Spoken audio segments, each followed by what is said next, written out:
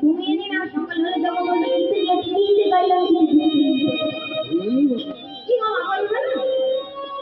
এখন একটা গল্প করে শুনি, এটা হচ্ছে বাস্তব ঘটনা। একটা গ্রামে এক ভদ্রলোক ছিল, সে অনেক বড় লোক। কি বলেন না, এত বড় লোক তার টাকার কোনো অভাব নেই, গ্রামের শ্রেষ্ঠ বড় লোক। এখন তার স্ত্রী একদিন থেকে বলছে, এই যে তার সারা জীবন তো টাকা কামিয়ে গেলে, টাকার পিছনে ছুটে গেলে, একটুখানি হরিনাম শুনে যদি যেতে তো পারো, একটু হরিনাম হচ্ছে শুনে তো আসতে পারো।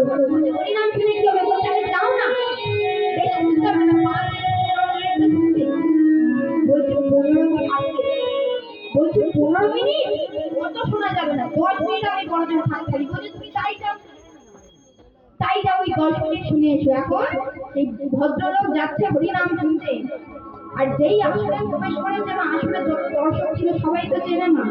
এখন মনে মনে ভাবছে, এই যে চারিদিকে দেয় কোন দিক দিয়ে সূর্য উঠেছে, যে জীবনে ভগবানকে ডাকে না, আজ এত বছর হয়ে গেল যে কোনোদিন কীর্তন শুনে না, সে আজকে কীর্তন শুনতে আসে। এখন যখন আসছে না, সবাই স্বাগত জানাচ্ছে, রাস্তার পথ সাইড দিয়ে বলছে আসুন আসুন আসুন।